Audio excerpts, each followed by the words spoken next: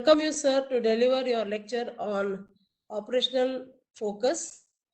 So I think we will start with the session. Thank Welcome you, you, Miss. sir. Thank you, Miss Renika ji, and to your team itself. Before I proceed, I must seek apology from you from the very bottom of my heart. I have troubled you a lot.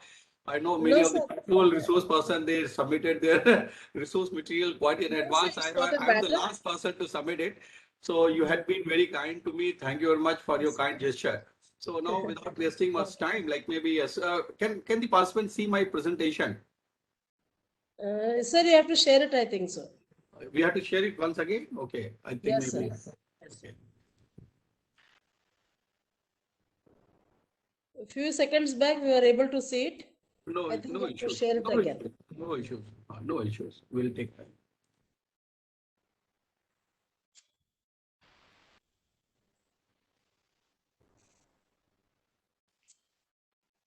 So, dear participants, I want all of you to be interactive with sir.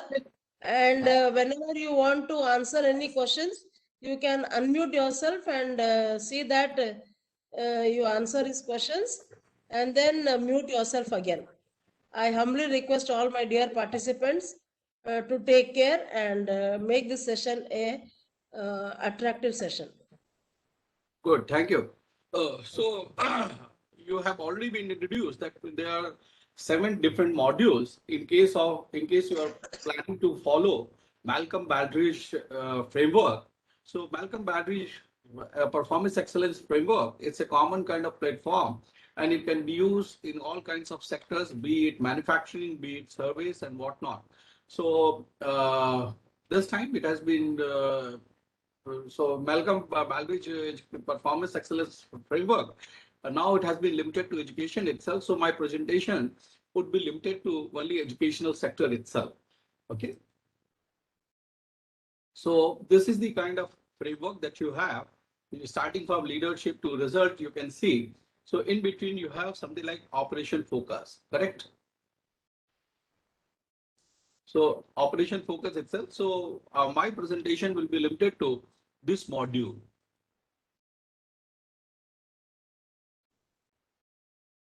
It's going very slow. Okay, fine. Now you can see when I talk about operation focus, it is further divided into 2 parts. In one place, basically, you identify the key products and processes. Once you have done that kind of exercise, then you try to see how is it that the products and the processes that you have, they are also effective. Okay, you say that maybe they should have effectiveness, but the fact is that you are looking into all these processes from various perspectives, from the cost perspective, from the efficiency perspective. Of course, effectiveness is also there. We also look into the dimension of safety and security, everything. So when we talk about identifying products and processes, then we talk about key products first. There can be many byproducts also, but we do not bother. We focus on key products and key processes. When we talk about key processes, what you'll find that maybe these processes will have some main process also, but also some support processes as such. So what is done in case of operation focus, whenever you are working on this module operation focus, you never miss the sight of this your bottom line. And the bottom line says that ultimately, whatever you do, okay, the whole exercise should result into improvement in performance, reduce cost. Then maybe yes, variability should not be there. We don't like the variability. Okay, the presentation was to start at 12 noon. So yes, we said like, yes, it should start at 12 noon in case maybe it started a bit early or quite late. What happens in case it starts early, then the people who come in time, they miss some slides, and those people who come late, what happens? They keep the other people waiting. So like variability is a kind of component, which is not like. Similarly, like every institution will have some measures of some spelling is wrong over here, core competency, then you would like to see that maybe core competency is enhanced. So that's the kind of thing that you are looking for. Next slide. So when I look into that 6.1, okay, it is talking about work processes. So the major thing about this is how do you design, manage, and improve your key products and work processes. This is something very important. So when you look into the whole thing, first thing that you do, you determine the key product and key work process requirements. So focus is on determining the requirements. Requirements of what? Key products and work processes. Then what happens is like this. Then you all of after you have identified the requirements, then you go to identifying like maybe organizational work, key work process. Fact is that maybe this should be the step one and this should be the step two, but this is how the whole thing has been written. But my thinking is that first you should be identifying key products and key work processes, and then later on you should identify their requirements. After you have maybe in case you have understood the typical requirements, etc., then maybe you, accordingly then you design your products and work processes and to meet the requirements which you have identified here. Okay, then what happens is like this. After you have designed everything and you have started your system, not necessarily your the way you have planned, the everything will be executed accordingly. So what you have to do, you have to ensure that our day-to-day operation of the work process, they typically meet the key process requirement. See, processes are entropic in nature. In case you do not control them, and maybe what happens, you may have problems. So like you have to monitor, you have to control. Then after you have done it, our main processes have been identified, then you have to determine what are the key support processes. These are the processes, independent process, but will have to support your original key work processes that you have identified earlier. So after you've done it, you have started going with your work processes, products, etc. Then as the time passes by, you will acquire and gain some kind of experience. With that kind of experience, you should take a stock of the situation. Now time has come to see whether you can improve.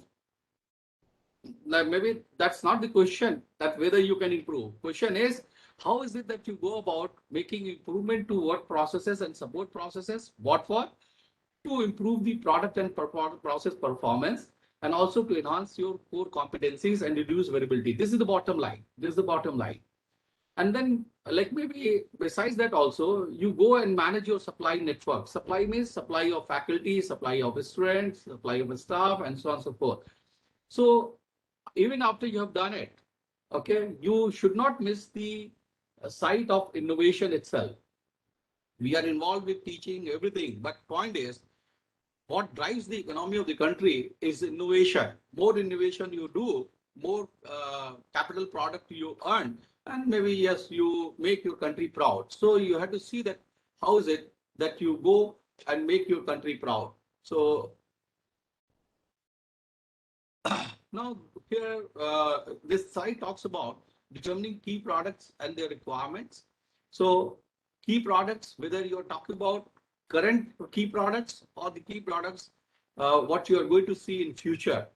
Okay, in both the cases, what you'll find, your products at the higher level will be programs, like a program in engineering, a program in law, a program in science, a program in education. So these are kind of programs. These are the higher level products.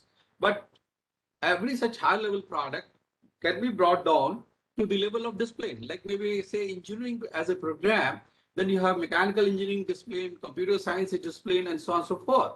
Again, this is a product. Okay, again viewed at the middle level. Then again, this discipline will be broken down into courses. Okay, at the departmental level, or these disciplines will have another product as research. This courses again, if you look down further, okay, if you break it further, then you'll find the courses that you basically the products that you serve, okay, and through this product you serve the external agent, your restaurant. So point is, through these courses, are you making your restaurant industry ready? So industry ready restaurant is again a product, okay, and placement again is a different kind of product. When you talk about research, research should lead to a product like patent, innovation, consultancy, and publication. So this is how you can map your key products. And corresponding to each such product, now you have to identify the typical requirements. Okay, if you're talking about program, what kind of requirement a program should have, mechanical engineering, what kind of requirement should it have, and so on and so forth. So this is how you precipitate the typical requirements that you are going to have with the products.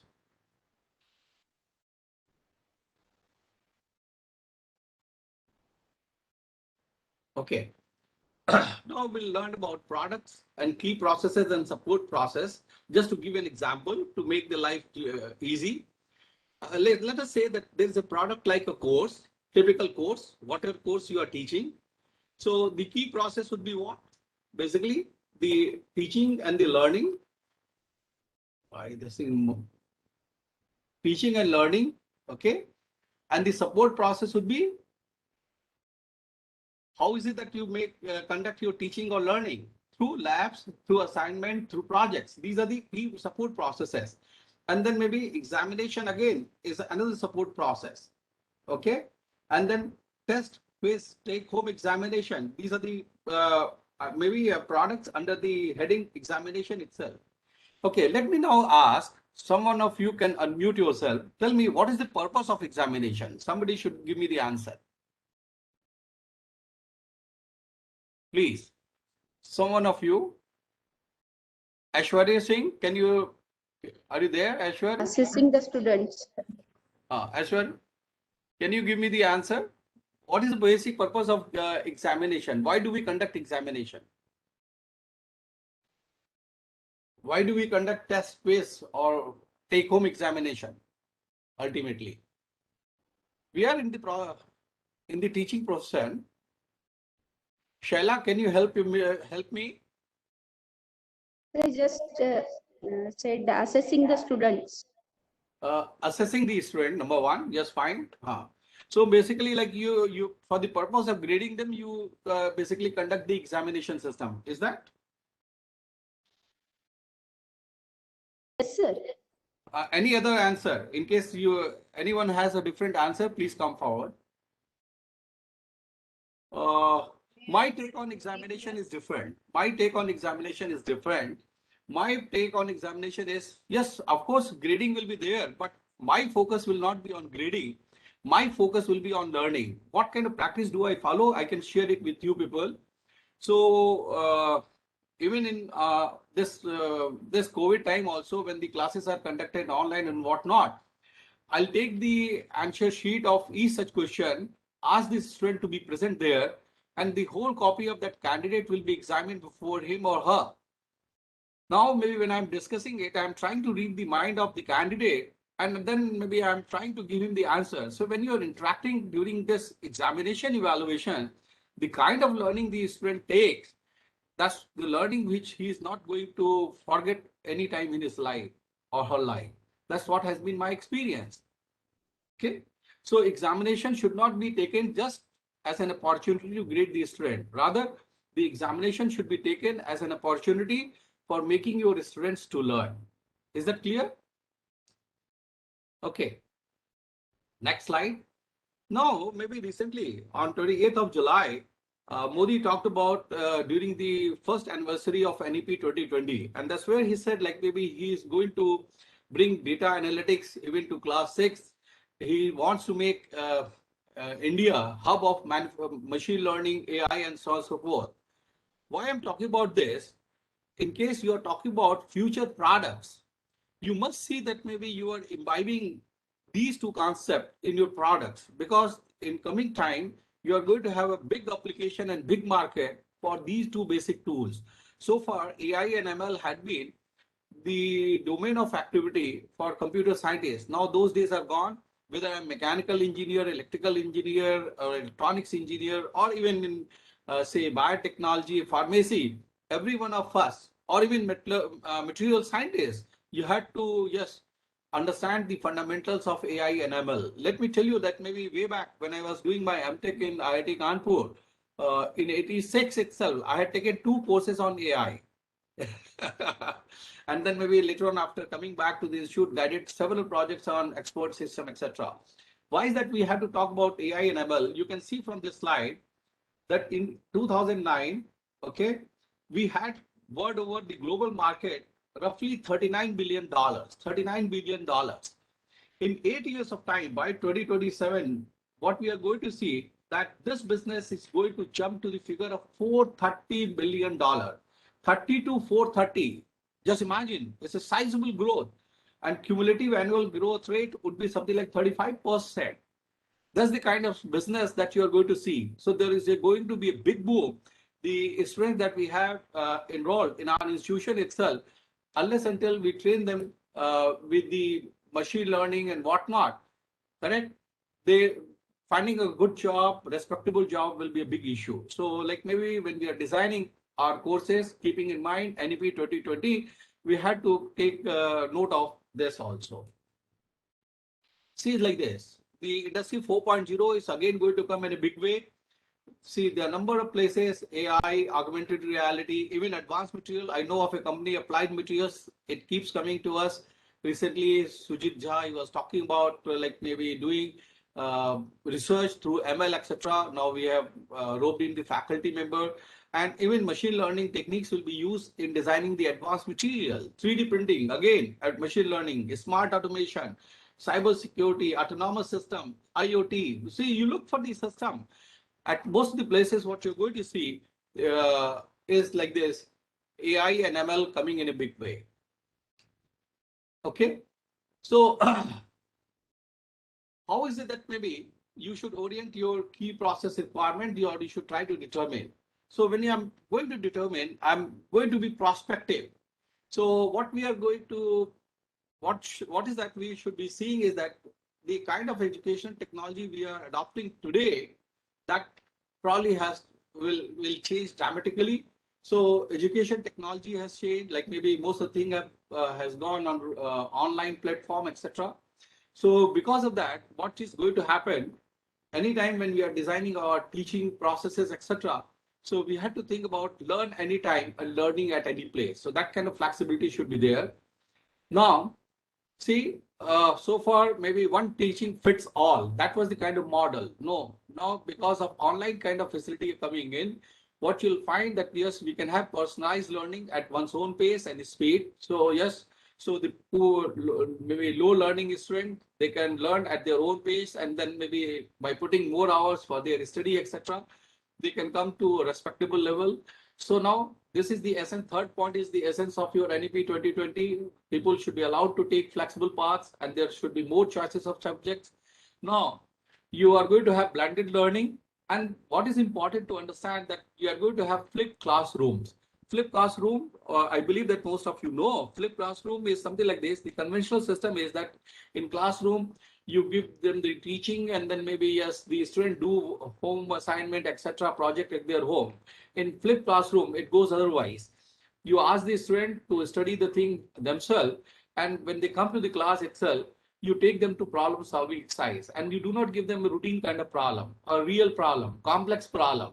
And then maybe you give them all possible dimensions of the problem, and this is how you expose them to the reality. So this is what is going to happen. And then maybe you are going to have project-based learning mostly, and experiential learning. Experiential learning is working on the real projects in a collaborative work using a team, etc. Then what is going to happen in future? Like data interpretation will enjoy a lot of importance, and so data analytics is going to have a lot of importance. You might have seen that maybe now in my time, like maybe I learned about mean, median, mode at class 12. Now maybe the people are learning even in primary school. So that's the kind of thing which is happening. So now we are going to see complete change in the examination pattern, and we'll find maybe yes, increased use of online quizzes, group projects, and group discussion. Initially, I planned how is it that maybe we should design online quizzes, but like Dr. Voda told me that I should be limiting myself to 6.1 and 6.2 of the operation focus. So I have the presentation, but I'm not going to share with you people itself.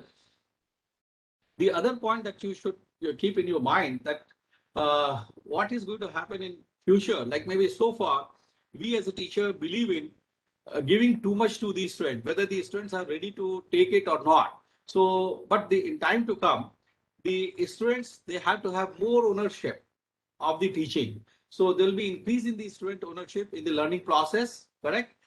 And they'll have to take more responsibility because like the system is going to put before them all kind of choices. So once it is your choice, you have to commit yourself. So like there will be increase in student ownership. Now, this responsibility being shared by the student, now what happens to the teacher? Teacher will be mostly clarify the doubts of the student in the class, and he'll have to work like problem solving specialist. That's what will be the role of the teacher. Most, most of the classrooms are going to be paperless and more computer based in time to come. What is going to happen over here? Now it's like maybe because of the increase in the student ownership, etc., and so on and so forth, most of the things going online, whatnot. See, now it will be a very different kind of environment in which the student will be working. And in that kind of scenario, this mentoring is going to be very, very important and fundamental to the student success. So now, so far, for the namesake, we appoint the mentors, etc. In time to come, maybe the mentors are to be appointed from industries, alums, etc., etc. And it has to be a very, very serious process. So serious process. So because the students will have a lot of independence into the learning process, just because of that reason, mentoring will be a fundamental thing. So this is how you should be identifying the key process requirement in time to come. Okay. Now we are talking about key support processes as such. We all know that finance and accounting is an important support process. Similarly, facilities management again is a very important support process. Legal service again, yes. Similarly, human resource service again is something very, very important. These are the support processes. And maybe in case your finance and accounting people do not work well, it will not lead to employee satisfaction. Okay. And somebody has paid the dues, etc. Is still like he or she finds his or her name on the notice board that this fellow has not deposited the money, then yes, there'll be problem. So people like maybe you should mute yourself unless until you have something to share. Don't unmute, please. So facilities management. So these are the kind of support processes, and even these processes are to be made accountable, efficient. And maybe the people who are providing these kind of services, they should be competent. Then yes, even public relation itself, in case I have any problem, like me, where do I go? So the people, there should be somebody to help me. So this is again something very, very important. And then maybe every institution, whether it's academic institution or anything, so you'll find that, look, maybe, yes, it is the administrative people who have been creating a lot of problems. So like maybe, yes, no, they should have the role of providing support. Madam Renuka ji is there, like maybe she'll also agree with me that maybe initially the computers were invented, but there was no thinking what are we going to do with the computer itself. In early days, like maybe what used to happen in 50s, 60s, like the owner of the manufacturing unit, they have given away the money for disbursement among workers, but the pay bills were not prepared. And what used to happen, the workers could not get the money in time.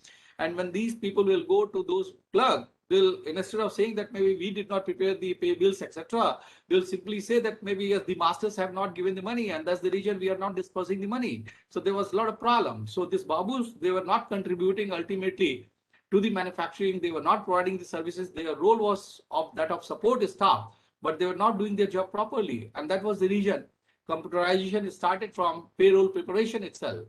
Once the computerization went to that payroll preparation, etc., all those babus, they had to lose their job. So what I'm saying that maybe through this slide, that maybe administrative people, they have to understand, in case they do not meet the customers' expectation, their customers' expectation, they'll also find tough time in time to come. So the support processes have to be typically service oriented, customer oriented. Now, how do we determine key support processes in learning? Okay. See, what is important to understand, the support process, they enable the growth of the digital education. This is something very, very important to understand. So what you are going to see, that maybe I have already said it, that you are going to have personalized and adaptive learning, one size fits all kind of teaching model. Now it has to be supplemented by adaptive personalized learning pedagogies. then we are going to have two-way conversation in e-learning. Like maybe I say something and my students also say something. What you're good, this is what we have witnessed also already. Mobile-based learning, video-based learning. This is what we have seen, and we have seen many like open educational resources like SWAM, MOOC, and whatnot. In time to come, we are going to find to make maybe these kind of educational resources more interesting. We are going to see, yes, big use of virtual reality and augmented reality for the purpose of learning. So, so these will be the kind of support processes in time to come, or yes, some have already been adopted and some will come in a big way. Now, when you're designing your products and processes itself, your teaching modules, your learning module itself, then you should be futuristic. You should look into what is required by the market itself. So this World Economic Forum, okay, they keep on announcing time to time the kind of skill sets the people must possess to be serviceable. So in 2020, like they had listed out top 10 maybe skills. Now in top 25, what do you see? What was at the top, like complex problem solving, critical thinking, and creativity? Where have they gone? Complex problem solving, which was the top quality the people were looking for. Now it is the third important, most important activity. Critical thinking, fourth one. Creativity, now it has gone to sixth place. Emotional intelligence, which was at the sixth place, now it is enjoying ninth place. See, many new things have come up. And what is so important that are we providing our students this way, analytical thinking, thinking beyond, okay? Or are we involving them in active learning? In case we are doing it, then we are doing justification with our student. So when you are using flip classes itself, then you can very well involve your student into complex problem solving, then critical thinking. What is very important to understand that maybe a new skill set has been thought of: resilience, stress tolerance, and flexibility. Why? This COVID-19 period had been very tough. So unless until you are resilient, you are stress tolerant, okay, you cannot survive. Many of the people could not survive, and they were not adaptive. They were not flexible, and because of that, many of the people, they had to lose their job. So the kind of skill set which you have acquired, the kind of background you have, unless until you keep updating yourself with the change in the market, you cannot like maybe survive. I remember myself, like maybe I was basically a student of mechanical engineering, then studied something of industrial engineering. But yes, going ahead with us, going ahead, like maybe I acquired all the knowledge which were required for whether for DQM, Six Sigma, or supply chain management, or simulation, or now maybe from past 5 years, I have been working in the area of machine learning itself. So that's how maybe you should look into the current trend, and you have to make yourself maybe yes prepared to the newer situation, the change situation. So besides creativity, now you are creative, fine, that's fine. But how much you have the originality and initiativeness? This is something very important. You are creative, but in case you are not initiative, then what happens? You may have good idea, but in case you do not translate that creative idea into useful products, then your being creative will be totally useless. So now maybe the next component is leadership and social influence. Like maybe yes, is very important. Initially, we thought of like maybe simply having social orientation. Now people say no, you should be a kind of person, leadership. You should have leadership skill, and you should be in a position to influence the society. There's something very important. See, initially we talked about judgment and decision making. Now we are talking about reasoning. Reasoning means like going by the data, not by gut feeling. Yes, I should have problem solving approach. And I should appreciate the ideas of the others. And yes, I should also be in a position to yes generate too many ideas and choose the best one. Correct? So now maybe the other thing which has come, like maybe we should be focusing on now technology design. Many of us are not doing this kind of job. We are not focusing on design of technology. We are teaching design courses, but are we teaching designing of the technology as such? No, we are not.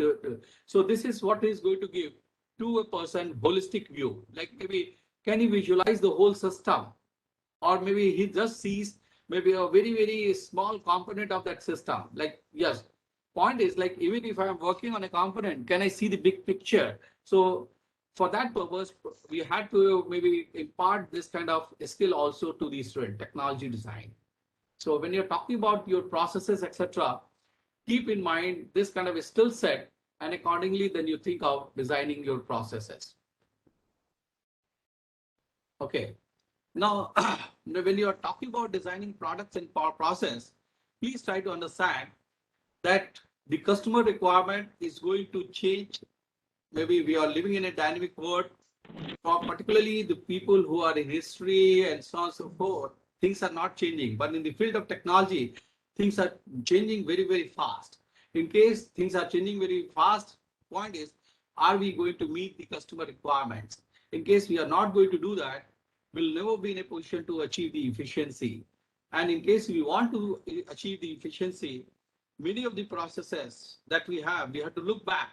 Could be that, yes, traditional processes which we had been following, which was probably serving the old requirements, may not serve the process, serve the objective of the change that we have experienced. So we had to redesign the whole process itself. We had to do re-engineering. It may be a painful exercise. So what?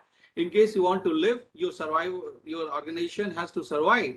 Then yes, whether you like it or not, you must redesign your system with the change that your customers are going to experience. So I'll maybe the number of modules put together, there are 15 modules. I'll discuss few of the things, like maybe when you are designing, what you should keep in your mind: variability in students and a customer expectation. People in the same class, what happens, like maybe they have different kind of expectation. So we must address this kind of variability. Like maybe in our family itself, when we look at our sons and daughters, brothers and sisters, even though we are part and parcel of the same family, but different people have different levels of expectation. And every expectation is a genuine expectation. Whether when I'm designing my product and processes, am I addressing all this kind of variability or not? So this is something very important to see. Even the learning outcomes that we have, are we meeting those kind of things? Okay, the learning outcomes that we say like maybe, do we have a system which can measure how far we have gone to basically address this issue, learning itself, what kind of outcome we wanted. Okay, so yes, maybe this is when you're designing your product and processes itself, you have to keep in mind all this kind of thing. Maybe this approach should be green in nature. Okay, and when you're imparting the education itself, we should have this sense of equity and inclusion. This is something very important. People come from different segments of the society. It shouldn't be the case that maybe we focus on certain student and maybe neglect the others. No, that shouldn't happen. As a teacher, we must have concern and sensitivity to everybody there in the class itself. So this is something very important to understand. So these are some of the things that I wanted to share with you people. In case maybe you are specific that some block should be discussed in detail, please come up. Otherwise, I'll move to the next slide. Ashwarya, Praveen, in case you have anything in your mind, please ask me. Otherwise, I'll move to the next slide. I do not know whether maybe the people are live or like after connecting, they have gone somewhere else. I don't know. I'm calling the names, but I'm not getting any response. See, this is the problem. Sir, good afternoon. Kind of. Sir, good afternoon. Yes, good afternoon. You're Bhamini Rajshekharan. Sir, I'm ST Halkatti, sir. Sir, my question is, what is augmented reality learning, AR learning? Ultimate? Augmented AR learning, VR learning, AR learning. What is AR learning, sir? Augmented. Augmented reality, like maybe, see like this, see like this, see most of the system that you have, like what happens is like this. So like maybe when you're seeing a movie, still you can make out that maybe you're seeing a movie. But what happens when you watch a 3D movie? Going from 2D to 3D movie, what happens then? 3D movie, when you see, are you not close to that virtual reality 3D movie? Yes, sir. Okay, but like maybe that virtual reality is not so much augmented. Like maybe have you seen maybe 4D theaters, 5D theaters, and so on and so forth. Say for example, when you're passing through a forest, okay, you can see the sound, but Yes, sir. okay, you maybe 3D effect you can see. But point is, like maybe when you're passing through the forest itself, you'll find cold breeze. Are you getting that cold breeze? That's the augmented reality. Yes, sir. Say, Yes, for sir. example, when the summer is there, maybe you should feel hot. Are you getting that? So this is all Yes, about augmented reality. yes, yes, yes. Thank you, sir. Thank you, sir. Okay. Anything else? Okay. So let me move on. Please keep on raising the question. Yeah, I so love please it. can you highlight the part Uh, of safety and risk management? You're not audible. You're not Hello? audible. Hello? Yes, please. Audible Sadhana ji, yes, please. Can you highlight this part actually safety and risk management? Safety and risk management. Okay. This. I'll have a full slide on this. This is where we'll discuss on this.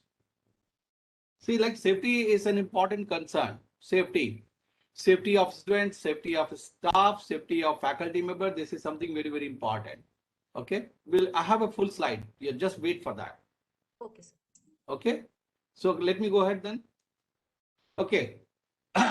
So what do you do? Like maybe what I said, like maybe you identify your products, processes, everything, but like maybe yes, as a human being, as a creative human being, your idea should be all the time to improve the system, whatever is given to you. So how is it that you can go about improving the key work processes and support processes? First thing that you need to do, you define what is your process performance level. I do not know how many of you are with the academic institution who got NBA accredited.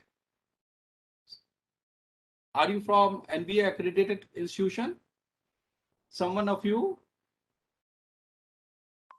No, so actually we are planning to go ahead with the NBA. No issues. So when you go with the NBA accreditation, then for each of the courses, then you have to define what kind of performance level on an average you want to achieve. So that's what is talking about, setting process performance level, which maybe initially could be low, but like maybe since you are interested in improving, like so you'll stretch your goals further. So these performance levels are also standards. And once you have the performance level and standards in placed properly, then maybe all your decision making will emanate from here. This will guide your decision making. Then after you've set your levels and standards and whatnot, you go ahead with the process itself. You start going ahead, but create a kind of system to collect the data. Okay, collect the feedback. And the feedback when you collect could be that you find that you're underachieving or you are overachieving. In case you are overachieving, then try to look back what basically helped in overachieving. And then maybe, yes, in case you are underachieving, then you try to look back again. Maybe what factors which were not worked properly, because of which now you are getting a bad result. So in both the cases, you need to take corrective action. You should learn from bad things and good things both. Bad things are to be removed and good things are to be worked upon more. So this is the kind of learning that you are going to do. So corrective action to check deviation. Check deviation means what? Negative deviation, not the positive deviation, please. Many of us, like maybe yes, they take the wrong learning. When I'm saying check corrective action, to check deviation is like maybe only in case of underachievement.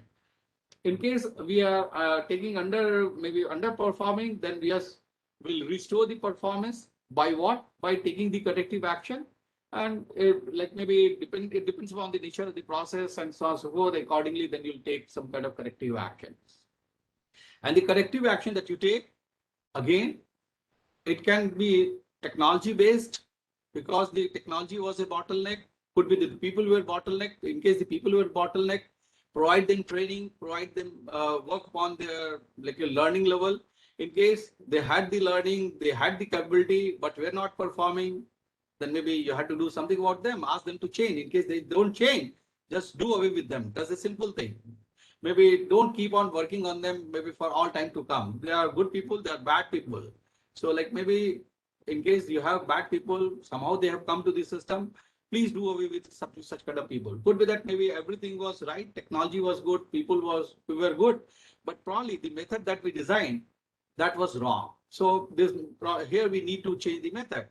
And some of the cases, what happens, even the governance, it's a big issue. Like maybe every time you want to do something, you have to seek permission of someone and so on and so forth.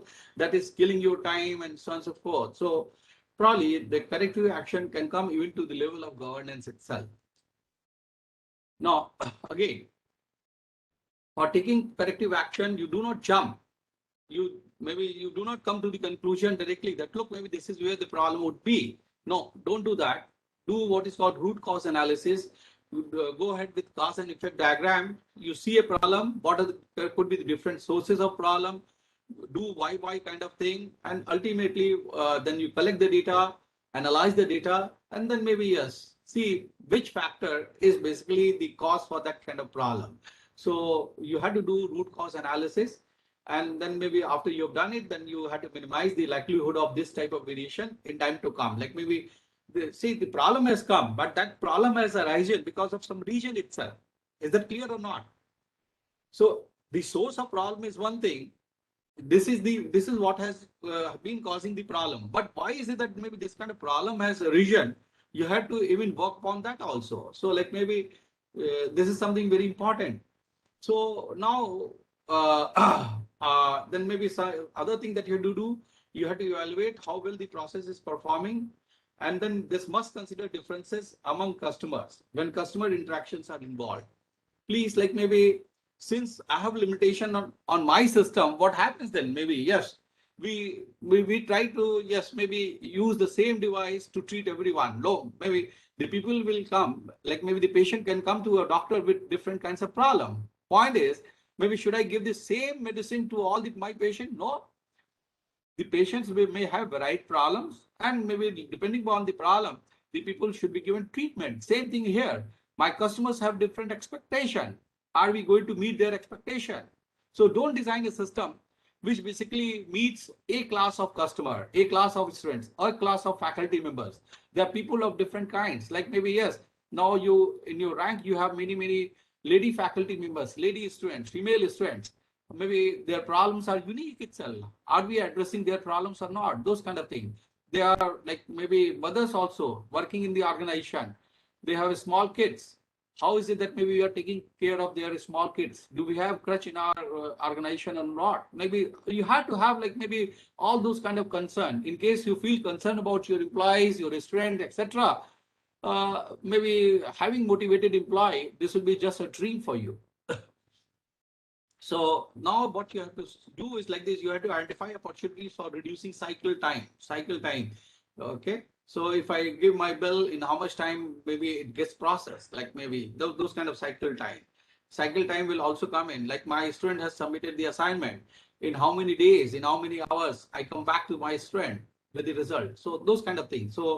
So we had to identify the opportunities, maybe whether maybe technology, whether the method, whether the people, whatnot. So how is it that we can reduce the cycle time? We had to think about it, and accordingly we had to take a right kind of corrective action. So the other thing is like this. At the high level also, like maybe we had to discuss the results of the organizational performance. Then what we have to do, like maybe in case I have got a wonderful result, somebody has not, then maybe are we sharing the experience? So what is being said, like maybe a lot of improvement will come in case we share our success stories with the other. So same thing. So like you tell like maybe this is how you got the success. You do not simply say that, look, maybe yes, maybe you had been a wonderful teacher. Why is that? Maybe what makes you a wonderful teacher? In case you go and explain the word, people can learn from you, and people are ready to accept the experiences, no theoretical thoughts. So performing process analysis and research, like maybe optimization, process mapping, do a lot of experiment on then error proofing. And then maybe you have to conduct technical and business research. And then maybe you have to also talk about the development. So this is how you can go about it. So then maybe yes, plan, do, check. So instead of check, I say yes, study. Like plan, do, study. check is a different thing, more of maybe it's inspection. So no, we said like maybe yes, we'll study, we'll plan, we'll do it, and then maybe yes, after we have done it, we have sufficient data, we'll study the data, do data analytics in case the data tells me where I have gone wrong, where I have gone good. So I'll use that kind of information to further act. So yes, I'll follow PDSA cycle, not PDCA cycle. I'll do benchmarking also in case in my nearby institution itself something good is going on, like then we benchmark ourselves, look into their strategies, and then maybe we'll also maybe you accordingly decide what is best for us and so on and so forth. Probably we may need to use alternate technology also in some of the cases. So for improving the work processes, then for improving, what is important to understand that we must use the information from the student and other customer of the process. And when I'm saying that, maybe there are people within the organization and outside the organization. Outside the organization could be alums, could be the parents, but we are missing some of the other people, the people who are providing services, be they staff in the hostel, or maybe the people who are selling stationery to you or maybe to your students. What kind of reaction do they have? Why is that we should be worrying about them? See, at such places, what happens, many of the stray people also come in. And in case you are doing good, they can become marketing people for you itself. You don't have to pay them salary, anything, you have to invest upon them. Okay, in case you are doing good, they'll become a spokesperson for you. So that's the reason maybe you should also look into your people from outside. I'm not seeing that kind of practice being followed in any other institution. I'll suggest like maybe wherever you are, maybe call upon the people, like call the nearby villagers and so on and so forth. Maybe talk to them, maybe let them feel that they are part of the institution. So that will be a great thing. Tell them like maybe what is the great about your institution, what they are not going to see elsewhere in other institution. So for enhancing core competency, first thing is that, do we ever realize what is core competency? So for example, like maybe if I ask, say Sadhana ji yourself, like I'm going to address your question later, you talked about maybe risk management and so on and so forth. But Sadhana ji, can you tell me like maybe what is the core competency of your institution?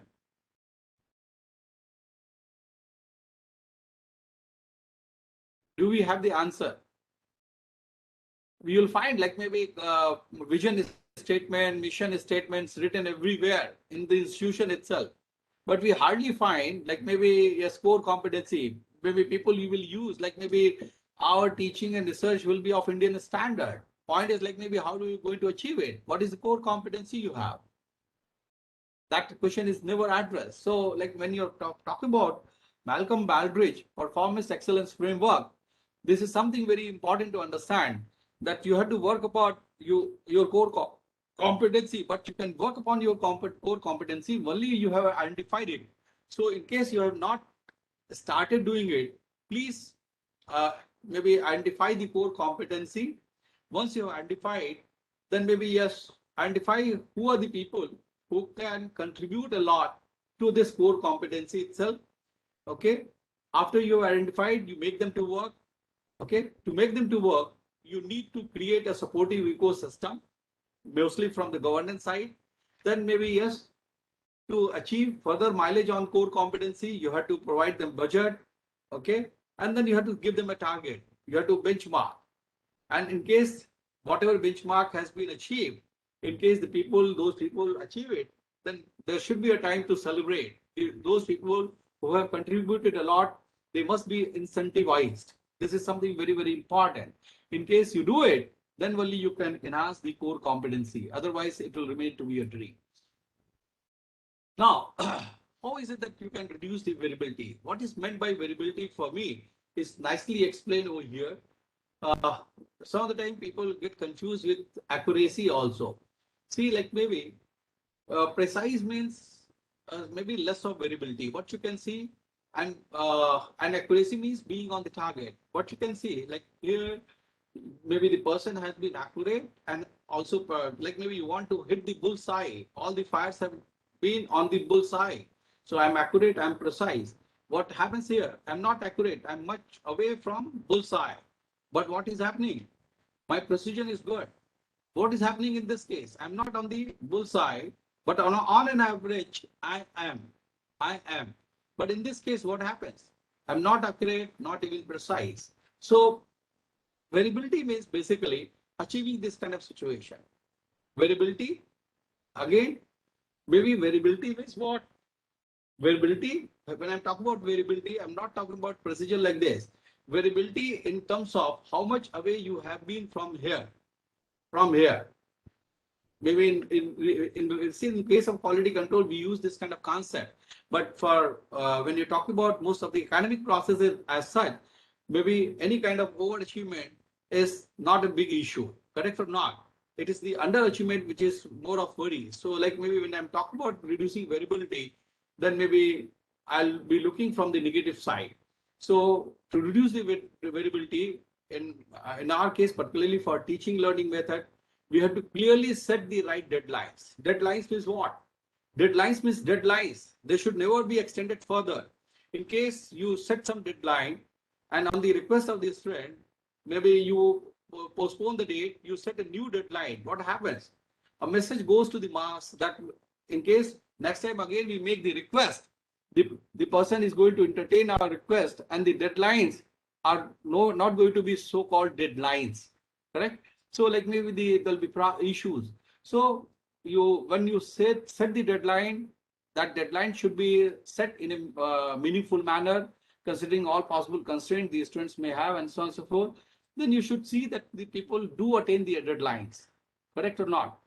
So analyzing the source of variability is something very important. I have already told you that yes, maybe you had to do cause effect diagram.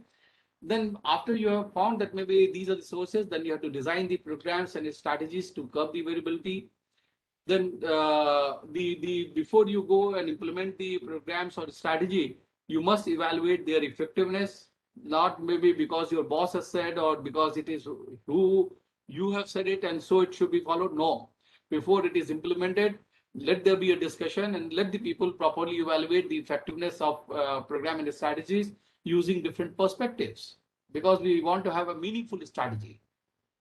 Not maybe we don't want to work in a compliance mode. Just maybe we had to adopt a strategy, so we are picking some strategy randomly. No, we should have number of things, number of choices before us. We should basically do the SWOT analysis of each and every such a strategy itself. And whatever the strategy gives is expected to give the best result, just adopt it. And the other, in next session, you are going to learn about Six Sigma programs itself. Dr. Devasi Sharkar, he'll be talking about Six Sigma programs, which you can adopt again for reducing variability. So there's some important thing in your 6.1. You have to manage your supply network. So when you talk about supply, so basically you are looking for three kinds of material, okay, student, teachers, and support staff. So you have to get the right student, right teachers, and right kind of support staff. So how is it that I can have right student? See, like this, there's a problem. In case we do not perform well as a teacher, what happens? Then good students will not come to us. The moment good students do not come to us, we lose motivation in teaching. That motivation, losing motivation in teaching means teaching level coming down. These students are poor students. What happens? Then maybe their experience with the institution goes bad. So we go into a very kind of vicious circle. So what we have to do is like this. We must have a system to pick up the right student, but also the right teachers. Okay, in case we have picked up the right student, we have to ensure that maybe good teaching and learning is imparted. We have a very supportive ecosystem, and then maybe placement is good. Okay, when we talk about right teachers, how is it that you can get the right teachers? You have to provide, the management has to provide them right ambience, right kind of target should be given. It shouldn't be the case that maybe a teacher is asked to do teaching and research both. And in a week, then maybe this person is asked to teach 4-5 courses. No, that will not be good. Or maybe my specialization in area X and I'm made to teach a course in area Y, and I have not been given enough time to prepare my background in subject Y. So that's the problem. So in case the targets are not right, again, maybe expected results will not emerge. Then maybe you should create a kind of system which is very transparent, very transparent. In case you do not have a transparent system, then maybe the formation of team of the right kind of teacher will not take place. And that's the reason like transparency should be there. when you have right support staff, these are the kind of people, like maybe they'll also come as a big support to the student when it comes to project completion, prototyping, and so on and so forth. So in case you do not have right kind of support staff, then you'll have a lot of problem, whether be it computer lab, be it maybe mechanical engineering labs, etc., where a lot of fabrication will go. In case you do not like pick up the right support staff, then there'll be problem. So again, to have the right kind of support staff, you have to provide them right ambience, right targets. Transparency should also be there. But I've told you that maybe teachers, most of the time you'll find that's not the problem with the teacher. As the things change, we pick up certain those kind of technologies, etc., those subjects ourselves. But typically those people who are there in the support staff, maybe they do not have that much of initiative. So you have to conduct training program from them. Like you in your organization, you may find that maybe you have old babus. Probably they do not have the skill to learn to work, don't have the skill to work with the computer itself. Then you have to conduct a kind of training program for them, make them to work on this thing, computer itself. I can share my experience here at IDBHU. When I took over as the head, I had maybe something like 40 non-teaching staff, and out of them 10 were class bearers and PNs. These people, they were not knowing to work with the computer itself. I conducted 1 week training program, maybe ask them to create their email ID. And after 1 week of training program, everybody learned how to work with Microsoft Office tool itself. So they became very proficient in Word, PowerPoint, Excel, and whatnot. And they became the great resource for the faculty members. Now, maybe faculty members, they have the research papers, everything. They simply pass it on to their non-teaching staff. They do typing, etc., etc. So they get a lot of support. So, but to have the right kind of support from the support staff, you have to assert, the system has to assert, provide them training. This is something very important. So in their performance, again, will reflect into your performance. And Malcolm Baldrige framework is all about having excellence in the performance. So like maybe this lot should not be left neglected. This is something very important to understand. So now in the morning, it's in the very first slide, third slide, I said like maybe, yes, we had to talk about innovation. So how is it that maybe we do innovation based on identified opportunities itself? So, so innovation will not just come like that itself, unless until you have encouraging ecosystem, and that ecosystem is very supportive. And then maybe most of the places you have a separate lab where maybe people can go there. Maybe probably those kind of labs are open for 24 hours. Then people can have the material, machines, etc. And then yes, maybe it's a kind of free world for them to do a lot of experimentation. So there should be a provision for experimentation and prototyping itself. So in case you want to promote innovation, then this should be possible. And then there should be a provision of budget, maybe something which is not there, small. Of course, many of the students and faculty members will not mind like maybe making petty expenditure, but like with something which is significant, etc.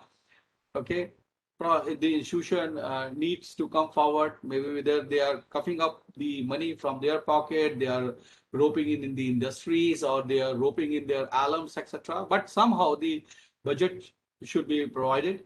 Then what is very important is to understand is like this. In case you create innovation lab, etc., you may find hundreds of students coming in, and then you have limited resources. How do you go about? So what it says that you have to prioritize opportunities with the highest likelihood of a return on investment. There's something very important. Like maybe there should be a committee basically getting formed. Look into the project proposals. Okay, let every such student come forward, make a project proposal, make a budget, and so on and so forth. The people should look into the budget, their ideas and whatnot. Based on what it is going to deliver accordingly, then maybe you should provide them the support. Like maybe, see, we also understand that no institution has unlimited amount of fund. So whatever limited fund we have, so in that fund, what projects can be supported, maybe that kind of exercise should be done very intelligently. And I'll say like most of we teachers, they are not from industries, correct or not? Even we do not have much background of market and whatnot, but we find ourselves in the committee. There's nothing bad, like maybe you were there in the committee, but I'll suggest that maybe for such purposes itself, basically you should call upon the people who are running some kind of startup or who are part and parcel of industries, maybe not in the first line, probably maybe they should be senior middle level managers. Call them, like maybe yes, and ask your student to make the presentation, etc. Let them decide.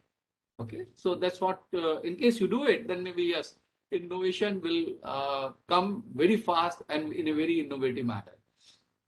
So after you have financed, selected the project, etc., then what should you do?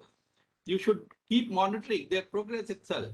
In case some project is not showing up the result, please don't waste your time and money on it. They just discontinue. And the resources that you have, whatever you have spent and whatever can be made use of that failed project, you reallocate all those kind of things to maybe projects which have been successful, or maybe yes, you may ask somebody, maybe you may assign those kind of resources for a new project. So this is what must be done. So some of the time we need to take very hard decision. In case something is not coming up, yes, simply say that yes, it's enough. Now goodbye. We are closing down, and these resources then should be provided to fund a startup innovation project. Now we are done with 6.1. Now we'll go to 6.2. 6.2 is so 6.1 is mostly about identifying key products, processes, support processes, etc., etc., and thinking of the improvement.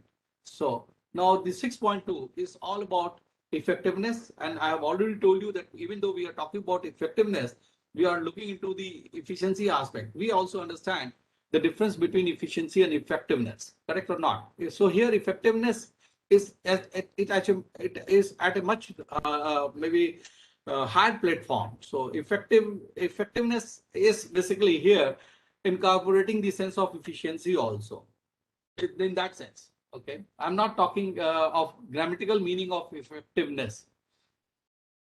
So when I'm talking about operational effectiveness, there are 4 dimensions.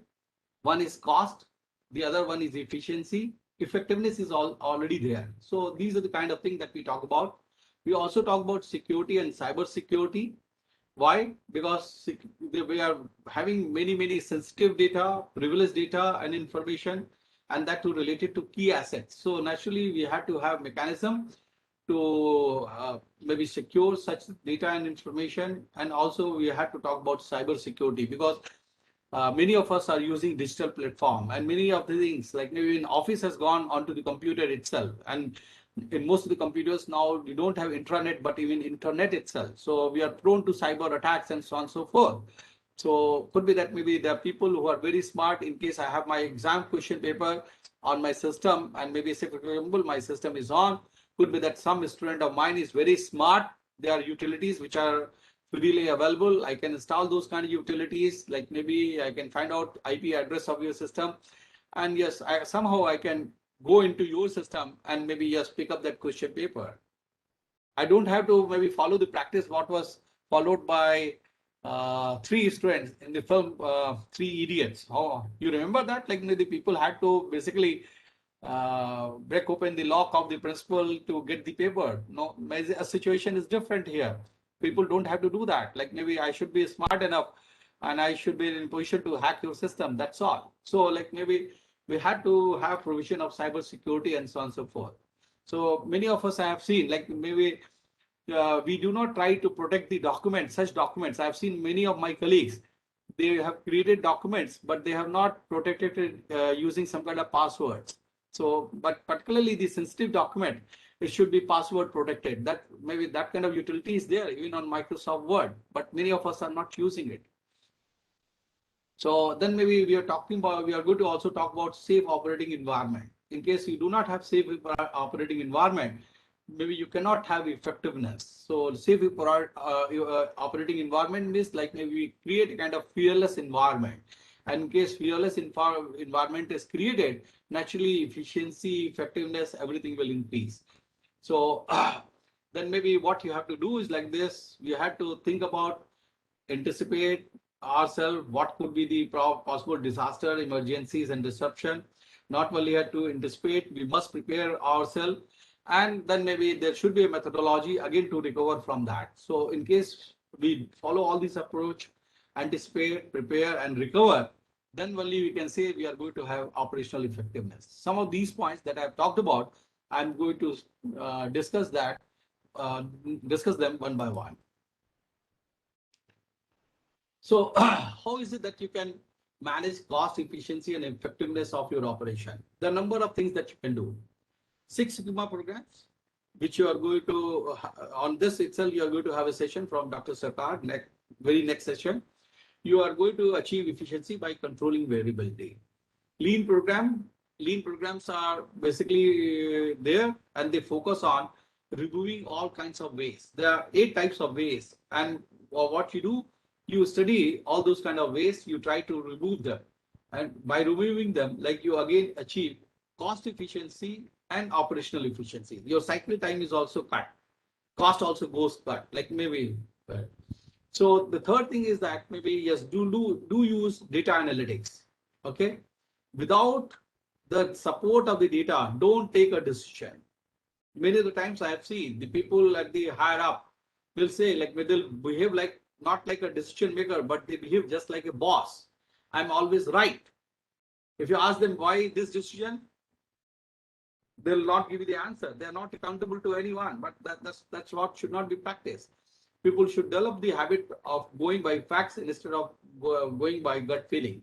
So in case you do it, then you'll have opportunity to minimize your risk, and the decision making, the decisions that you're going to take, those decisions will be sound.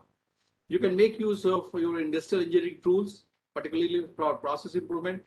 There are other quality improvement tools, 7 in numbers. In case you make use of them, again, you can have a lot of process improvement. Okay, the 7 quality improvement tools that we have, like maybe I can share some of the things. Like, can you see the 2 forms over here? The 2 log sheet, data sheet. I'll request each one of you to go through them. You'll find this form is labeled as thesis form 2D, and this form is labeled as thesis form 1D. Except for this part, right from confidential to this part supervisor, what you'll find, everything is the same. Even this also, thesis credit, right? Sorry, is from thesis credit to supervisor. Everything is the same. Okay, what is changing? The number here 1 is number as 2. What is written here? IDD, and here it is MTech and Pharma. See, like this. In case the form, the basic data sheet is the same, why are you creating 2 different variations? The way you are writing MTech oblique M Pharma, similarly just put a reverse stroke and write IDD. That was enough. But what happens? This is a real case of an educational institution. 2 different forms are being used unnecessarily. You have proliferation of forms. People are confused. How many forms are to be used? Why don't you create a simple system where the number of forms are less, the less number of entries are to be made, and so on and so forth? Look at this, the designing of the form.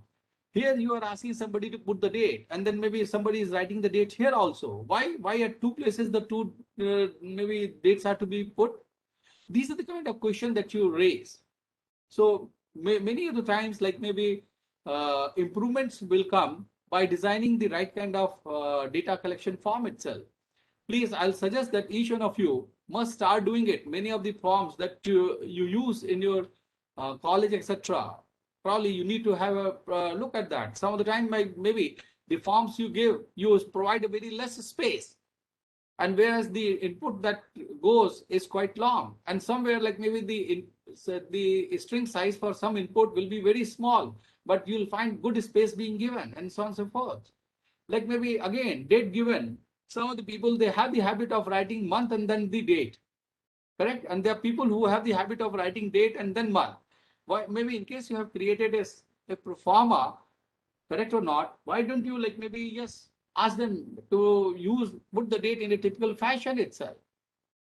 There are regions for it. So maybe the people who are handling such kind of forms, they'll commit less of mistake then. There'll be variability. So like you want to check the variability, like maybe, I do not know, maybe recently Government of India, like maybe they have mandated it that all 4-wheelers, etc., and the maybe luggage goods, etc., they should have high security plates mounted on it. And if you look into these high security plates on the vehicles, the characters and the digits, they come in a typical style. Why?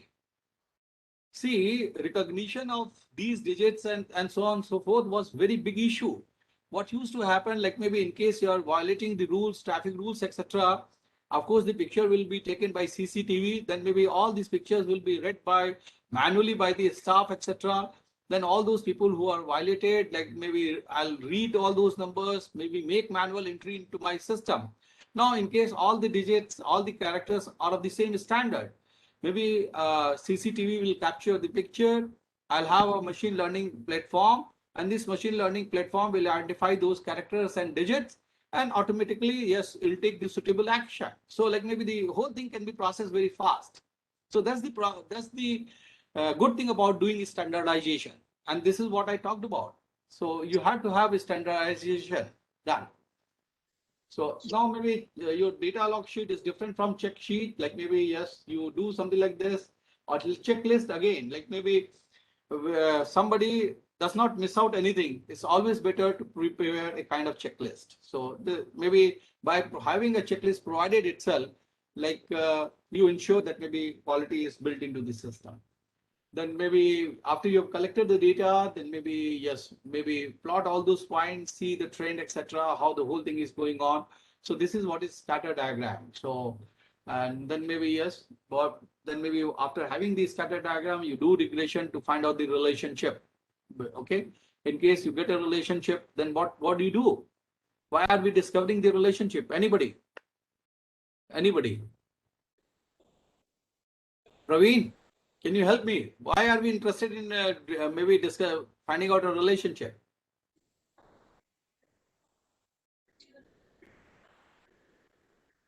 Hello? Praveen is not there? Sir, we can come to one conclusion, or maybe we have a one more finding. We'll come to the conclusion, but why is that maybe in academic institution, we have to plot a scatter diagram? Why? Why do we need to do that?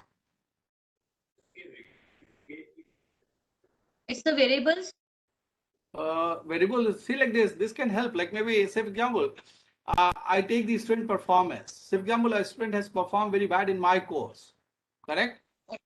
Then I have the performance in terms of the grade of this student in every such course. Then I pick up, say for example, 2 courses itself, and then I see using this pair data. Maybe in case I find some kind of relationship, in case I find a relationship, poor students having poor marks in subject X and also Y, and so on and so forth. So then maybe what can I do? That maybe, yes, maybe the people are in general low performer, maybe middle level performer, or high performers. This is what I can find. And like then maybe to high performers, I can give them a very different kind of program. To middle level performer, I can have another program. For low performers, I can have another kind of program. So in an academic institution also such thing can be used. Histogram, like maybe you basically get to know what is the level of variation in the performance and so on and so forth. Histogram. So people get confused between histogram and bar chart. In histogram, you are again going to have bars, but all these bars are connected, remember. But in case of bar chart, these bars are not connected but disconnected. Okay. So, but these are important. Say my purpose is not to tell you like me about how to make use of quality improvement tools, because like it will be a separate presentation by itself. But some of these things will be covered by next speaker. Then maybe positive analysis. Say for example, like when you do the cause effect diagram, and then you find there may be number of things which probably are causing to that kind of effect, then you see which defect is causing, or maybe what percentage of mistakes and so on and so forth. Then maybe, yes, then you make plot of this kind of thing. You first place you put that factor for which is most responsible, then the second one, then the third one, and so on and so forth. Why are we doing this kind of analysis? Because we want to find out, okay, which one is causing maximum problem. So like maybe instead of working on low fruits, I will be taking a tough task. Maybe, yes, I'll take a difficult problem, a most common problem. And in case maybe I do away with this kind of thing, my most customers will be satisfied. That's the reason. So that's the reason we are talking about vital few and trivial many. So I'll try to catch up few vitals try to work upon it, put the resources, put the time, and maybe, yes, first, maybe in case this problem is solved, I'm going to make my most of the customers satisfied. So this is how maybe, yes, Pareto analysis is used. The other tools also, like maybe 3M, like maybe, yes, you have what is called Mura, Muri, and Muda. Muda is what? Maybe you use resources and you are not making proper use of the resources. Rather, you are creating waste of the resources. Waste of the resources. I've seen many in my office, like maybe, or this is what you people must be practicing, that maybe as many of the notices and so on and so forth, you keep getting only one side of that page is used, like maybe the other side can be made use of. And yes, we all are practicing it.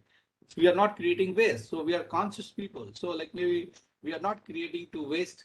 So yes, maybe in case you find that some kind of waste is occurring, maybe you see that maybe how is it that you can curb it. Some of the time what happens like this, like maybe you load your student with too much of assignment or to a faculty with too much of courses. So that's a Muri kind of thing, overburdened. You'll not get the kind of result that you are looking for. Or maybe, yes, across the segment itself, you are giving uneven load. That's bad. That will not lead to high morale in the organization. Those people like maybe who are heavily loaded, they'll feel bad about it. So across the organization, you must see that maybe people do have balance load. Everybody is involved into administration, student activities, or maybe academics or research and so on and so forth.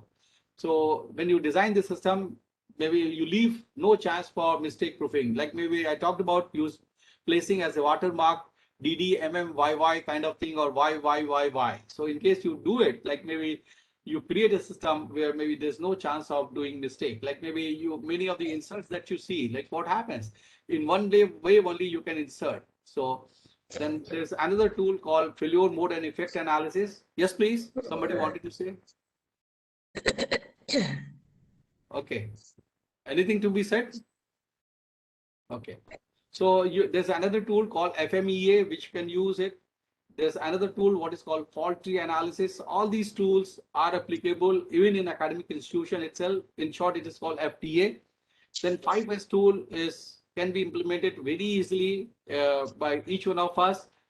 Many of the things that we have in our office, first thing is that maybe you have to involve yourself in sorting it. Many of the things which is lying on your table in your almirah, which you're not going to use, which you have not used probably for last 10 years or so. So maybe just throw it, sort it out. Maybe the garbages that you have, like maybe you throw it out. Many of the things have got jumbled up, put them in order. Maybe, yes, in the same file, you have all kinds of papers, segregate them, but put them in order. And not only once you have put them in the order, maybe keep shining all these kind of things properly. Then maybe you standardize. Standardize means what? You should know, like maybe where you can find your pen, maybe this paper, that kind of paper, and so on and so forth. If you look into the Japanese table, maybe even if you close their eyes and ask them to move their hand, like, and ask them to give you the gum bottle or pencil or eraser, they can do that kind of job very nicely, because like maybe they have fixed up the places for all these articles. So they have standardized. So in case you do this kind of operation once and later on you don't practice it, then what happens? Again, things will get jumbled up. Like again, you'll start collecting dustbin and so on and so forth. And so you have to sustain. I've seen many of my colleagues itself, their email box is completely full. Many of the emails which they are not going to see in all time to come, but still that's part of their email box. Do we have a habit of maybe recognizing what mail should they allow to be retained and maybe should be thrown away immediately? So yes, you have to develop that kind of culture. So this is something very important. And maybe in case you do it, like maybe you are practicing quality improvement tools. Now we are moving to another slide, securing sensitive and privileged data. So one thing is like maybe you have many physical records. So we have to talk about general security. In case we have to talk about the general security, what we have to do, like maybe first we have to classify the records in terms of their importance in life. For every kind of document, you must specify what is the degree of importance. Very, very important, very important. Yes, maybe yes, fairly important, not so important, and so on and so forth. Life means they are supposed to be there for all time to come, for 10 years, 5 years, and so on and so forth. Many, see, Department of Personnel and Training, they also define a practice. Maybe, and in my university, in Banaras University, this called what is called Office Procedure Manual, and that manual defines what records will last for how long? Attendance record for that matter, should it last for a year or maybe should it last for 5 years or 10 years? I do not know what kind of practice is being followed in your case, in your college, Renuka ji. How long you keep the attendance record of the students, or how long you keep the attendance record of your employees? 5 years, sir. 5 years. Okay, and after 5 years, do you have a system of destroying it? You say 5 years, but do you periodically maybe yes remove all those old records? I've seen in my place itself when I became the head, I could see in my office like maybe many old documents were lying unnecessarily. I got them sorted out, thrown away all those kind of documents. Can you believe like maybe one big room was got full just because of this kind of garbage itself? So we had to create that kind of system. Okay. So that classification, then maybe we have to define the life for the record. Then maybe yes, we have to keep safe like permanent records typically, and then we are keeping separately limited period assets record. Maybe yes, we do not, we shouldn't mix them. Maybe yes, there should be a different place for maintaining record for limited period assets. And then maybe this is the most important thing. Look, we have to routinely destroy the transient record. Probably for a student, like maybe yes, students like maybe when a student is there, correct or not, Renuka ji, what happens? The student keeps writing number of things, and every such letter that the student writes, it goes to his or her file, correct or not? And after the student has graduated, what do we do with those kind of files? I've seen many organizations. See, there's no pruning of the useless kind of record. What is important to be retained, like probably the admission record and then the personal data. Personal data means examination data and so on and so forth, performance data. The rest of the application probably will not find any place and they should be removed. But this is what doesn't happen in many of the institutions.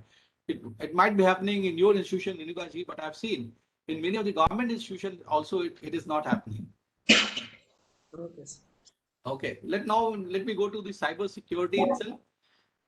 So for the cyber security, again, we have to identify the data and information which will not go to general public.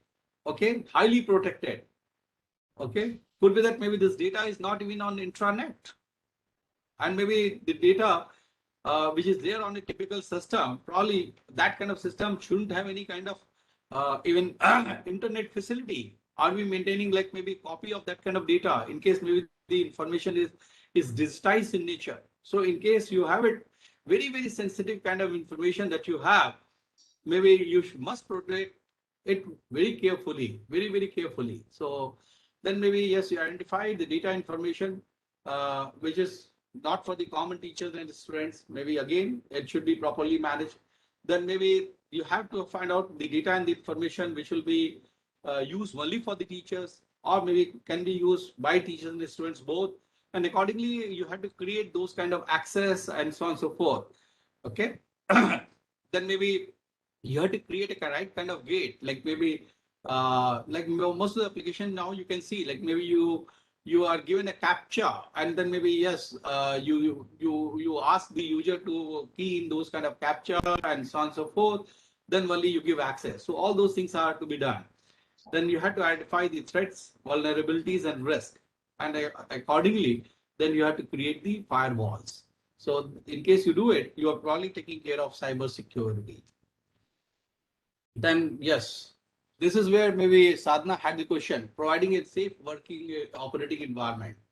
So first thing is that maybe there are regulatory standards itself, and these regulatory standards do come in, and they basically take care of some level of safe operating environment. So be it fire, be it portable wire barrier, health and barrier-free access. These four things, in case you are in any technical institution, these are mandated by AICT itself. They say, or maybe even this fire itself is mandated by your local development authorities. In case you are creating multi-story building, etc., they would like to see whether you have right many fire extinguishers or not. Maybe all piping is done properly. Maybe the workmanship follows a particular standard and those kind of things. So So first thing is that you have to design a system to meet, not only meet, but exceed the regulatory standard. Okay. So yes, you say that you need to have potable water, like maybe yes, potable water at one place or many places, like maybe they don't define, correct or not? AICT compliance will be there, like maybe even you fix maybe 4, 5, maybe yes, UV system, but like, is it that maybe you are installing such kind of units at number of places and so on and so forth? Okay, then maybe yes. But what is important to understand, whether the management of the institute has this kind of concern, safety first commitment, safety first. Many of the times you'll find in your institution, you have typically in workshop, you will find the people doing painting of workshop, like maybe though they go to that high walls and the roof without using any harness. They don't put helmet. Okay. So like maybe is it that your management concerned about safety first? In case it is not, then there's some problem. Like, are we showing something like this when you're talking about safe operating environment? Do we have gender sensitivity? This is something very important. Similarly, most of the institutions, of course, have measures against ragging. So like maybe this also provides you safe operating environment. Here, I would like to share my experience, what happened. Like, how is it that I go about when I handle any system? See, when I was made the administrative warden of a hostel itself, then what did I do? Like maybe I started to work for my stakeholders. What did I do? I formed a team of students itself. I picked up some 5, 6 students and made them part of hostel welfare committee. And each person was given the different kind of responsibility. One person was given to look into the mess affairs, the sanitation, then the gardening, then the general upkeep, and so on and so forth, medical and so on and so forth. What happened? It helped me a lot. It helped me a lot. And yes, because of that, like the whole thing started improving up. See, like when I this thing much before this Ragging Act came into being or UGC rules and regulation came into being, BHU being proactive formed Ragging Prevention Committee. Before me, Professor KP Singh, who later on became the director of IIT BHU and then the vice chancellor of Purvanchal University. After him, I was made to take that position. I became the chairman of Ragging Prevention Committee. What could I find? That look, maybe at that point in time, even ragging was not well defined. It was very poorly defined. There were only 2 states. They had some kind of concern about ragging. One was Tamil Nadu state. They brought out regulation to, it was called Act, basically. It was not regulation, Act. And according to that, like in case anybody was found in ragging, then he was to be put into jail for 2 years and then be 20,000 rupees fine. It was very, very horrible kind of thing. And same thing was adopted even by the state of Maharashtra. I said, like maybe not all ragging acts are of the same nature. Then maybe I took a lot of pain to define what are the different forms of ragging, and for every form of ragging, what should be the punishment and so forth. How is it that maybe we can control the menace of ragging? What kind of committee should be there and so on and so forth. So after I have planned everything, the whole thing was I got approved by Executive Council of Banaras University. What happened? Like maybe this is what I did in the year 2005 when I became the Ragging Prevention Committee chairman. Later on, like maybe this problem was at high in the country itself. Then maybe the people started, the court were asking different agencies to do something about it. So UGC then asked, like maybe various campuses to give their feedback on ragging and any measures that they have. It was only Banaras University which was ready with that kind of document. And you'll be happy to learn whatever was my submission, that basically was taken. And finally, UGC regulation came in 2009. So what I'm trying to say that maybe you had to plan in advance, try to become active. Don't look to anybody else, correct or not?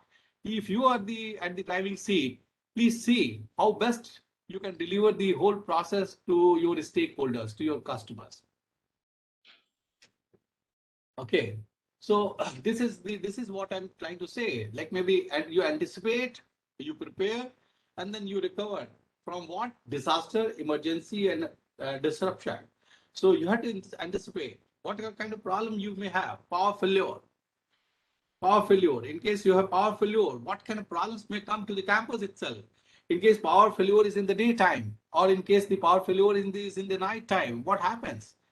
In case maybe power failure is in the girls' hostel, or in case power failure is in the boys' hostel, what happens? What are the security issues, and so on and so forth? Maybe in case power goes off, maybe whether my this thing water supply is direct. In case power goes off, then the people will not get the water also. Like maybe, so you look into what are the possible sources of disruption, and then you see a disruption can cause what kind of problems, and then maybe look into all kinds of problems and see how is it that those kind of problems can be addressed. You create the system, you create a manual and create a transparent system. You empower the people. Okay, don't have too much of bureaucracy. Don't ask for maybe permission. For example, a student falls sick, some emergency case has come, and so like maybe you said like maybe the ambulance will go only with the permission of the registrar, and the registrar is not there. Probably has gone to attend some meeting or he's out of the campus. Then what happens? The ambulance driver, he said that look, maybe he cannot take the boy or the student to the hospital because now he does not have like maybe the permission from the registrar. That's the kind of problem. So are we going to create maybe yes, a decentralized system? So those kind of things are to be looked into. For our fire outbreak, again, is a big issue. Like maybe yes, fire outbreak is there. You have installed maybe yes, fire extinguishers all over the places itself. I've seen not in my institute at many of the places itself. Like maybe people have not been trained to make use of those fire extinguisher. Not no drill has been done. And could be that maybe similar would be your experience in your institution also. Even though you may have fire extinguisher and maybe all those hose pipe, etc., because the people have not been trained, people have not been made to use it. Even when the fire breaks out, even though the fire extinguishers are there, you'll find that those will not get operated and you'll have a major problem. So like maybe these are the kind of issues. How is it that maybe you have to recover from the disruption? This is something very important. You anticipate, you prepare, but you don't plan for recovering. This is where the focus should be in case you are talking about excellence. Similarly, when the accident takes place, how do you react? When, say, for example, your transport fails and then you have to carry a big number of students from different routes, how do you manage? What do you do? You have maybe there are people who are stranded on the road. They are waiting for the vehicle and vehicle is not approaching. And there's nobody to pick up their call. Nobody tells them like maybe this is the problem. So have we created a kind of WhatsApp group, and that whether the driver or the conductor has been empowered to send the message to that WhatsApp group of the students? And in case maybe you create a WhatsApp group, maybe have you created a system so that maybe those people, the drivers and the conductors or maybe the students, they do not pass any other information, otherwise it's not flooded with maybe useless kind of thoughts, movies, and then maybe as videos and so on and so forth. So yes, maybe those are the kind of issues that has to be looked into. Or yes, maybe this absenteeism of key person, I've already told you, like maybe yes, I need an ambulance, and that maybe permission was to be granted by the registrar and registrar is not available. So yes, what happens in case the authorized person is not there? What happens? What is the kind of mechanism to address the problem? So you in case you can anticipate, you can prepare yourself. But in case you have not drafted your manual properly, how is it that you're going to recover from the disaster and so on and so forth? Believe me that even though you may have resources, but still you'll face all kinds of problems. So the next thing is that the last slide, of course, on my agenda, that maybe we had to create a system which is resilient. Now we understand like maybe COVID-19 has created a kind of problem which was never foreseen. Nobody expected this kind of problem and this kind of calamity will come to their life, and everything will become a standstill and people will be locked into their home. They'll have to have the feeling of being in a jail and so on and so forth. It was never expected. So, but under this kind of system itself, people had to learn how is it that they can be adaptive, they can be resilient to the system, resilient to such kind of disruption. But for the educational institution, what is very important to understand, the organizations, to make organization resilient, most of the responsibilities are upon the leaders of the organization. The leaders here, they had to work hard here. These are the leaders, they have to basically think of agility, think of working in different ways. okay, build agility into the way of being, then maybe what they must do, they should try to avoid unnecessarily centralization. No, for everything, like maybe I had to run to the so-called maybe management or management representative. This is bad. Maybe people are at different levels of working, different levels of hierarchies there. Limit their powers, but yes, maybe some kind of freedom should be given to those people. For minor problem, they need not go to the management. So avoid unnecessary centralization, bureaucracy, or maybe don't create a process which is too complex and having inward focus. Maybe this what should not be done. There should be a purpose in it. Why is that you're doing centralization? Why is that maybe one has to follow bureaucratic process? This question must be answered. It's not just should be there for fun's sake to satisfy my ego. No, that shouldn't be there in case we are talking about performance excellence. So we have to create a system which basically maximizes speed, provides a lot of flexibility. The system should be simple, not very complex, and it is situational aware. It's like this. Even though for seeking permission to take leave, there's a pro forma. But say, for example, like I want to take the casual leave, but I'm not there in this shoot. How to take the casual leave? Maybe in case I have maybe yes passed on that kind of information electronically through an email. Should that be sufficient or not? Or maybe yes, even though I have served an email, next time when I join my duties, again I'm asked, okay, fill up the form. What is so important? See, ultimately the purpose of getting in this kind of form filled is what? I should know as an officer who is the person who is applying for the leave and that too for what period. And in case that purpose is served through email, what is the point? Even like for delivering this kind of lecture from Renuka ji, earlier, like maybe we were expecting hard copy letter. Now maybe yes, everything is on internet. Or we are not expecting hard copy letters. Even there was a time when maybe hard copy letters were written, scanned, and then they were attached with the mail also. Now even people don't care for those kind of things. So things are, so we had to respond. Renuka ji, this is the last slide. Don't worry, I'll finish in time. So respond. Sir, it's okay, sir. Respond quickly to both opportunities and threat. Then we had to adapt strategy to changing circumstances.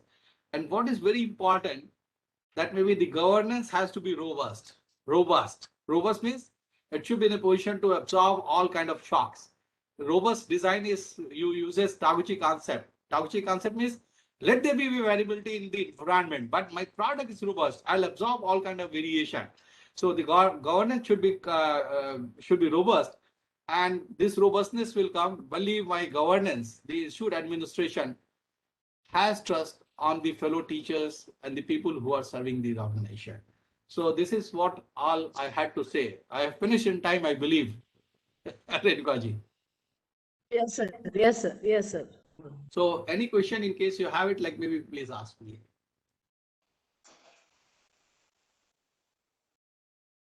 Dear participants, sir is waiting for your questions.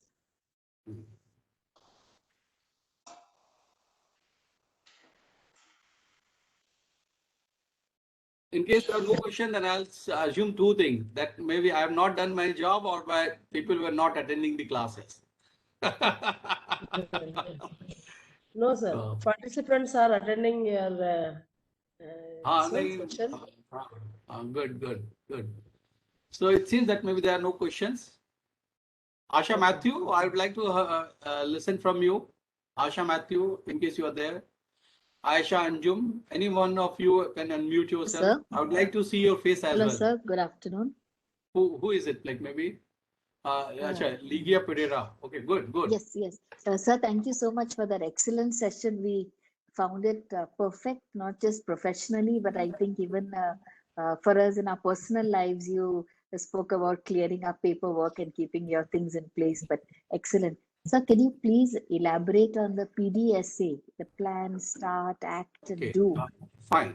See, PDCA, it's a cyclic thing that you follow. You plan, you do, then you check, then you act. Again, like maybe after you act, then maybe you have collected data based on the input. Again, you plan, then again you do. So it's this kind of cycle. And this PDCA framework was given by Deming, the quality group. Correct or not? So particularly for educational institution, I say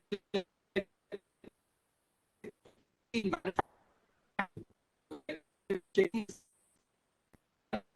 So,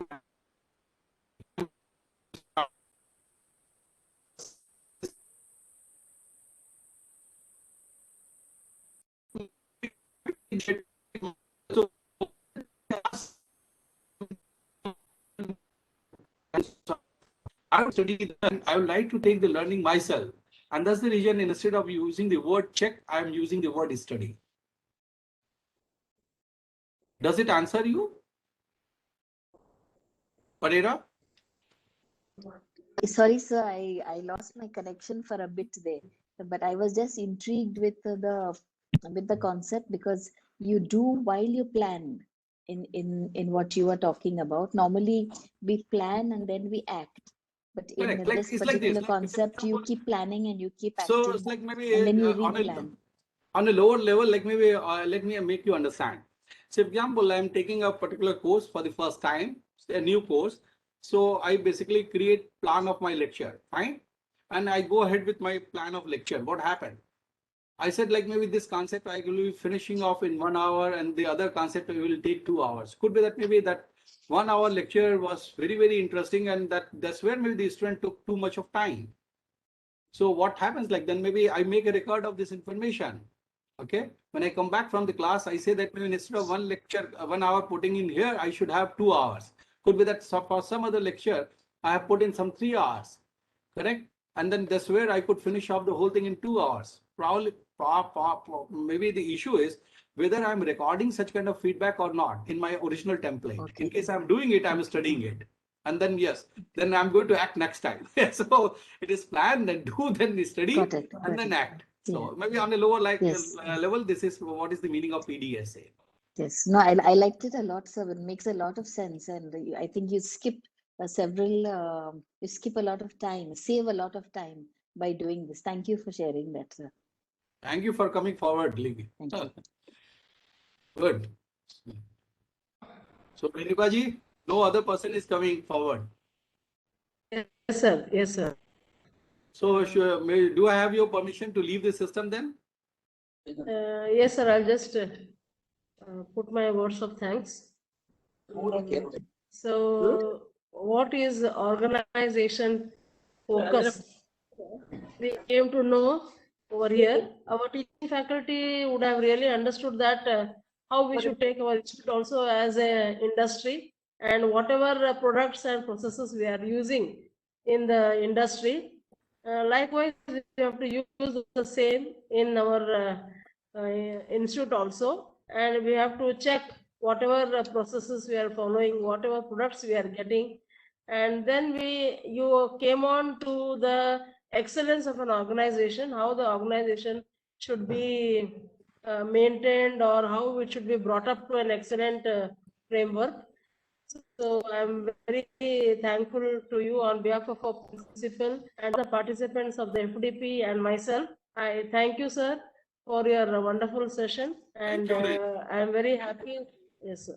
Thank you, Yes, Renukaji, for giving me this opportunity to talk to maybe great participants from different parts of the country. Thank you very much. Thank you. Yes, Thanks sir. a lot. Yes, sir. Thank you. Thank you very much, sir. You can share my email ID also with the participant in case they Yes, have sir. any I issue. will do that, sir. Maybe I will be doing they that. can come back to me at a later stage. I will not mind. But even though I'm a busy person, they should not expect an immediate email. But yes, I'll definitely respond. Yes, that's what I can assure you. I may not respond immediately, but I'll definitely come back to them. Thank you. Have a good day. Bye. Yes, sir. Bye, sir. Dear participants, so this is the end of the 8th session. We will come back at 3 o'clock for the 9th session. So at 3 o'clock, right at 3 o'clock, we will be for the session. So thank you all of you.